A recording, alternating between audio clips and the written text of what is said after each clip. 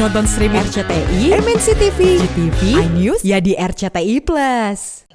Kalau misalnya aku bilang 200, yang di Indonesia 200.000 di dalam ATM aku itu benar. Itu nggak cuma sekali kok. Itu berkali-kali kejadian. Karena aku 2 tahun nggak kerja.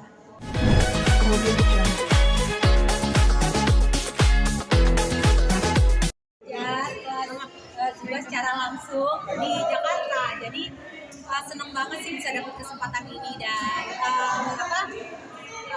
seperti teman-teman tahu aku udah dari tahun 2020 jadi Zumba instructor. Jadi ini pengalaman yang baru buat aku dan menyenangkan banget.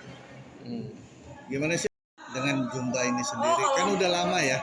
Kalau aku dari 2020 ngajarnya virtual. Jadi baru sekarang bisa berkesempatan untuk ngajar secara langsung di Jakarta ya. Kemarin tuh aku udah sempet melaksanain namanya Zumba Tour itu ke beberapa daerah di Indonesia juga. Tapi baru sekarang di Jakarta ini pertama kali ngajar sih. Sebagai seorang Zumba instructor yang biasa ngajarnya itu virtual, itu selalu menjadi menjadi keinginan semua Zumba instructor untuk bisa ngajar secara langsung, khususnya mungkin buat yang seperti saya yang jadi instrukturnya baru semenjak pandemi, jadi belum pernah ngerasain ngajar langsung karena kan pada saat selama pandemi kita hanya boleh melaksanakan kelas secara virtual gitu. Jadi senang banget pas kesempatan pulang ke Indonesia, dapat kesempatan buat bisa ngajar langsung gitu. Dan mungkin orang banyak yang bilang Dada mah gampang kan, udah punya pengalaman di panggung, beda banget. Menjadi ternyata walaupun sama-sama musik, tapi sama-sama ada seni tarinya juga, tapi berada di panggung sebagai seorang instruktur itu punya tanggung jawab yang beda, punya tantangan yang sendiri, dan emang mesti dipelajari semuanya benar dari nol. Dan aku ngerasain semua itu, benar-benar belajar semua dan start. Jadi pada masa pandemi, di saat aku di Singapura itu benar-benar istilahnya nggak ada pekerjaan ya, nggak bisa bekerja, hampir nyaris tidak bisa bekerja. Aku memutuskan untuk mengambil sertifikasi menjadi seorang Zumba instructor. Dan pada waktu itu untungnya udah mulai banyak training yang dilaksanakan secara virtual. Kenapa? Karena pertama memang aku suka sekali sama olahraganya. Selama ini selalu ikut kelasnya tapi ya sebagai partisipan. Belum pernah kepikir suatu hari akan ngambil sertifikasi karena selalu mikirnya nggak ada waktu. Apalagi selama waktu itu masih aktif, bener-bener sebelum pandemi kan, nyanyi apa segala macam. Cuma sempetnya itu cuma datang ke kelasnya gitu. Jadi kayak berasa nggak ada waktunya. Dan ternyata pas pandemi aku langsung melihat kesempatan itu, aku ambil, dan akhirnya aku benar-benar ngajar seminggu 2 kali secara virtual, ngajar kelas Zumba untuk anak dan Zumba yang untuk dewasa. Dan itu benar-benar seminggu sekali, udah setahun lebih aku lakukan gitu. Dan alasannya yang lainnya tentunya karena aku melihat dari sini aku bisa mendapatkan sumber penghasilan tambahan gitu. Walaupun tidak bisa untuk dijadikan sumber buat aku ya, apalagi dengan aku yang pengeluaranku, kehidupan kami yang ada di Singapura segala macam. Tentunya ini bukan sumber penghasilan yang bisa aku pakai buat menutupi semuanya, tapi ini menolongku sekali, baik secara mental, ya paling penting mental ya, karena kan tiba-tiba kita ada di satu situasi lockdown di mana semua yang ada di bisnis entertainment tidak bisa bekerja. Dan itu pasti untuk kami yang berada di dunia entertainment, sebagai sumber penghasilan kami, sebagai sumber kesibukan kami, itu adalah passion kami, itu pasti berat secara mental. Apalagi waktu itu aku ada di Singapura, jauh dari mama, cuma berdua sama Aisyah gitu kan. Jadi seneng banget pada saat tiba-tiba menemukan sebuah pekerjaan yang bisa aku lakukan dari rumah, ngajarnya secara virtual, bisa punya pengalaman, punya murid dan nungguin setiap hari Minggu. Dan muridnya alhamdulillah nggak cuma dari Indonesia, ada yang dari negara-negara lain gitu. Dan itu tuh kayak hal yang menghiburku sekali dan menolongku sekali secara mental. Udah Ngambil sertifikasi Zumba Kids gitu, karena aku melihat dulu salah satu hal yang paling sering dilakukan oleh Aisyah pada saat aku itu mulai jadi instruktur Zumba adalah dia suka ngeliatin aku gitu kalau aku lagi latihan, dan ujung-ujungnya akhirnya yang terjadi apa? Dia jadi hafal gerakan-gerakan olahraga Zumba, gerakan-gerakan Korea Zumba itu dia jadi hafal. Dia jadi melakukan itu dan kadang-kadang itu dia lakukan sendiri. Dan yang suka dia lakukan, aku baru ingat, aku belum pernah cerita. Yang dia suka lakukan adalah dia suka bikin kelas sendiri. Dia suka bikin kelas sendiri pakai Zoom.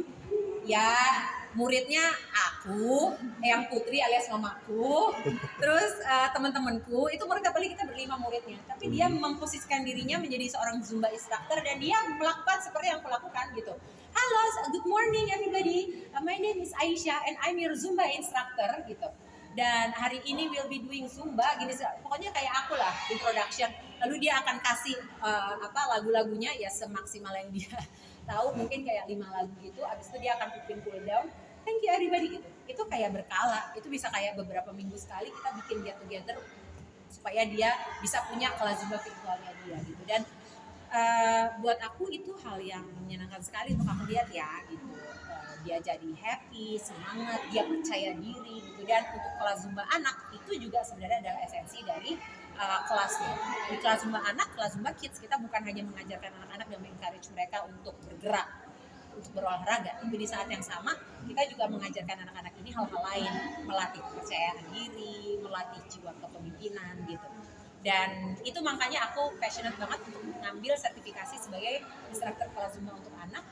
Yang pertama kali aku lakukan pada saat itu adalah Zumba mengadakan kelas pop-up class, di mana kita membuat kelas Zumba Kids khusus untuk anak-anak pejuang yang sedang berjuang melawan kanker dari beberapa rumah singgah yang ada di Indonesia.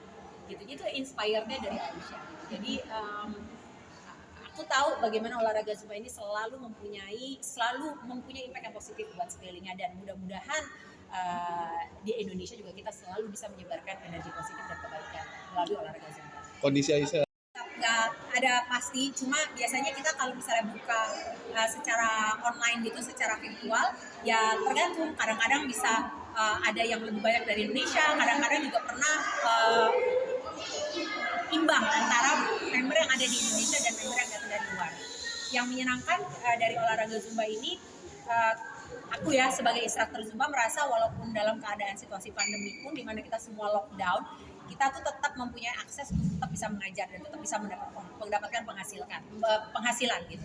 Bayangkan kayak teman-teman kayak Zumba instruktur yang lain gitu, di masa pandemi mereka masih bisa mengajar secara virtual, member-member mereka masih bisa datang dan masih bisa datang dalam tanda kutip ya ke kelas mereka, dan si instruktur pun masih bisa mendapatkan penghasilan gitu. Dan itu semua kita dapat support dari Zumbanya sendiri. Kita dikasih macam-macam deh, dikasih tools yang bisa mendukung kita untuk supaya kita bisa menjalankan kelas-kelas secara virtual. Dan itu aku bersyukur banget.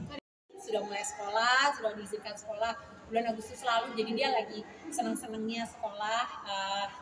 Tapi ya begitu ya, akunya worry lah pasti, karena kan posisinya aku ada di sini, dia ada di sana, apalagi sekarang dengan adanya situasi pandemi yang terkini gitu, membuat aku jadi worry. Tapi aku terus-terusan kontak sama dia, terus-terusan untuk berusaha semaksimal mungkin untuk bisa komunikasi sesering mungkin sama dia di sela-sela kesibukan aku. Karena aku sekarang ini kan lagi Zumba tour ke beberapa daerah di Indonesia, dan itu benar-benar nggak pulang-pulang ke Jakarta, kadang-kadang bisa di jalan tuh road trip ke beberapa hari gitu. Dan ya di tengah kadang-kadang sulit sinyal apa segala macam gitu, kadang-kadang dia juga ngambek gitu, kenapa ibu, tapi dia senang kadang-kadang kalau misalnya aku lagi di kelas Zumba, aku suka kirim foto-fotonya sehingga dia lihat gitu bahwa oh iya ini kegiatannya ibu lagi ngajar kelas Zumba gitu, dan dia selalu happy setiap kali dia tahu itu gitu.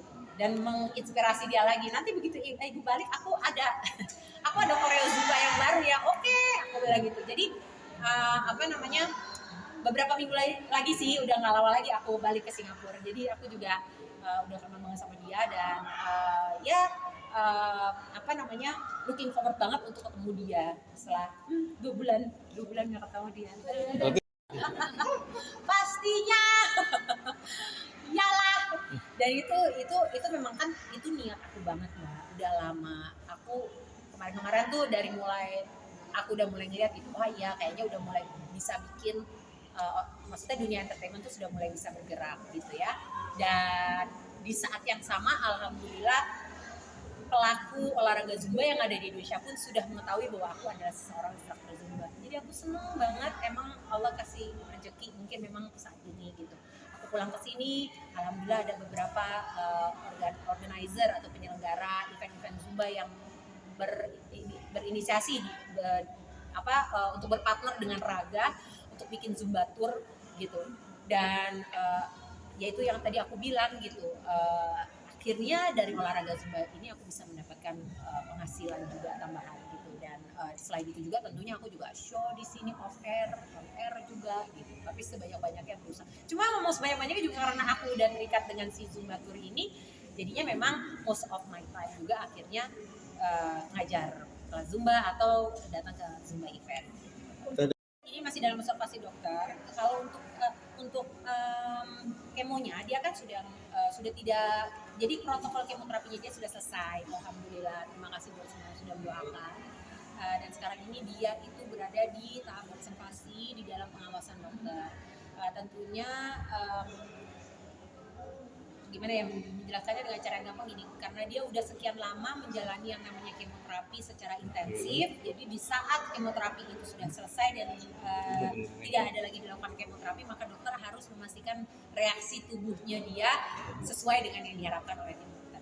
Jadi ini yang sekarang ini sedang dilakukan. Dia masih harus tetap observasi, harus tetap check up segala macam kayak gitu sih. Ada yang belum terjual dan masih kami upayakan untuk dijual gitu, dan ya masih sampai sekarang juga masih kita jual. Cuma kan nggak mudah ya lagi di masa pandemi, apalagi mungkin sekarang walaupun sekarang udah bisa dibilang kita udah tidak lagi ada di seperti awal-awal pandemi situasinya, cuma kan orang baru mulai bergerak nih semuanya, mungkin perekonomian juga baru mau mulai akan membaik. Jadi mungkin orang suka bilang sih, Dena kayaknya lu salah banget deh untuk jual-jual macam-macam di masa pandemi. Tapi kan gak ada pilihannya, satu. Yang kedua, itu juga aku rasa bukan hal yang perlu dibesar-besarin. Semua orang, semua ibu yang ada di posisi aku, gak kedip akan melakukan hal yang sama. Semua. Kalau posisinya sama seperti aku nih, mereka pasti akan bikin hal yang sama. Gak kedip, gak nanya 2 kali. Jadi menurut aku itu hal yang umrah, hal yang biasa dan memang harus dilakukan. Jadi nggak ada penyesalan dari aku, malah aku banyak bersyukur karena Tuhan banyak kasih pertolongan sama aku dari segala hal.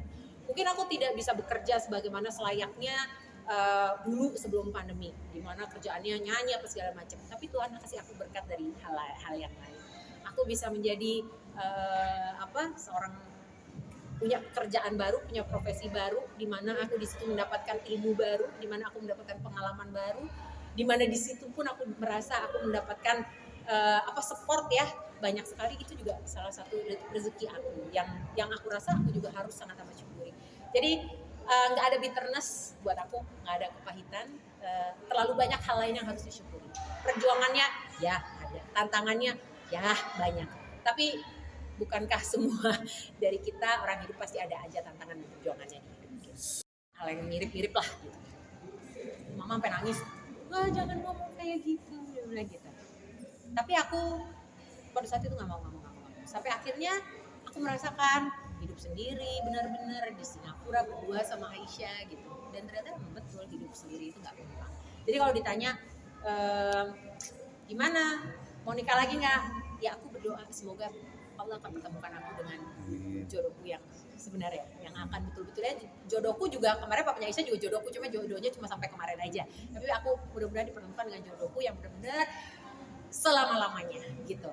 Walaupun kalau ditanya sekarang nyari apa enggak, aduh tenaganya nggak ada, fokusnya juga nggak ada. Aku sekarang ini prioritasku adalah Aisyah, pekerjaanku, dan kebetulan pekerjaanku sekarang ini bertambah, profesiku sebagai seorang musisi sekarang bertambah menjadi seorang Zumba instructor, Zumba brand ambassador, di mana aku punya tanggung jawab. Jadi buat aku itu prioritasku dulu.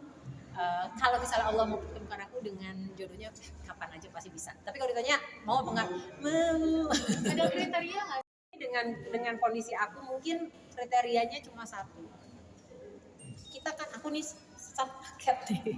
satu paket udah nggak ketengan nih. Ada paketnya. Kalau aku berarti ada Aisyah, dan kebetulan memang kita punya situasi seperti ini.